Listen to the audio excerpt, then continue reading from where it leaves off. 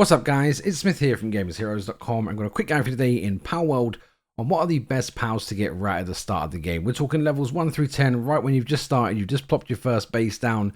Who do you want to be focusing on and why? So first of all, let's see where we are on the map. We are here, this is the Plateau of the Beginnings, where you spawn, basically up there on those cliffs. This is the first fast travel point you will get to next to this ruined building here. So you will find this area relatively quickly. All of the pals in this video can be caught in this immediate area with the exception of one.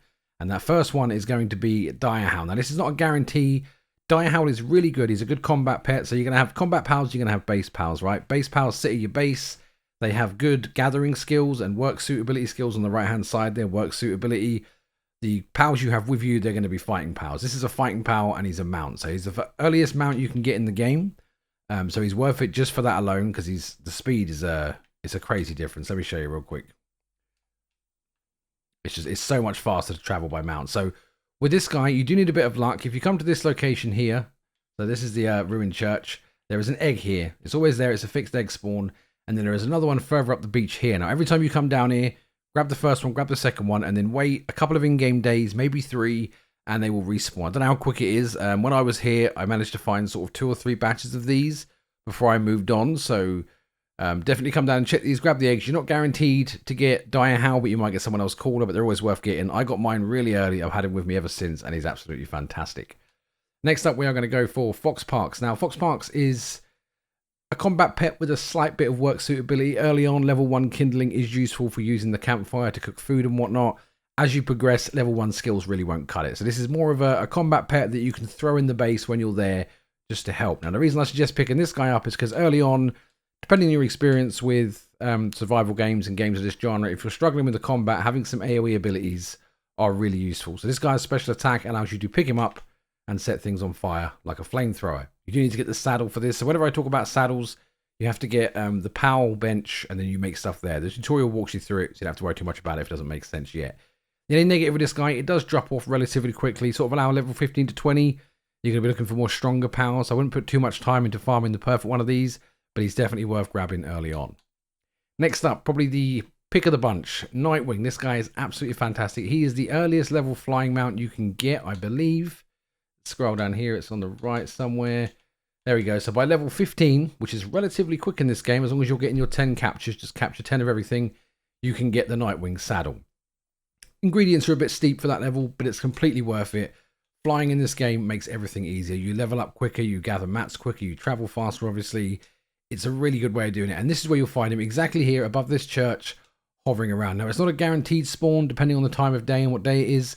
Sometimes he's there, sometimes he's not. But if you're in this area quite frequently, especially as you're starting the game here, you will find him. If you see him, make sure you get him. Whatever the cost, grab him, level him up. You'll be using him a lot. So this is a little bit of a tip.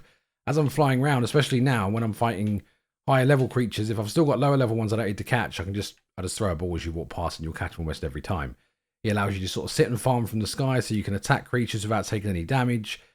The flying is just absolutely massive. So if you see this guy flying down here, make sure you grab him up as soon as you see him. All right, next up, we have Pengalin. Now, this guy has sort of become somewhat of a mascot for the game. A lot of videos around Pengalin right now. Again, he's got a semi-useful base ability. It's only level 1, I think. So you might not get a ton of use out of him past that point. Level 1 watering. Handiwork is useful too. So he's good early on for a base pal, but you are going to replace him relatively quickly.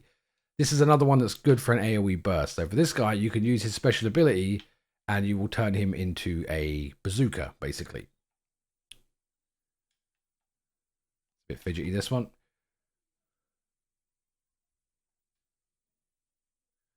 And it does crazy damage. So this is a really good one again early on. If you're getting swamped, if you're getting attacked by groups of humans, it's really useful. Obviously, it does kill poor Pengalin, but it's worth it. It's a really fun thing to use. It does a ton of damage to structures too. So for whatever reason you want to blow something up really quick, Pengalin is a good choice. He's another one you're going to replace relatively early-ish, so I wouldn't go completely crazy farming this one.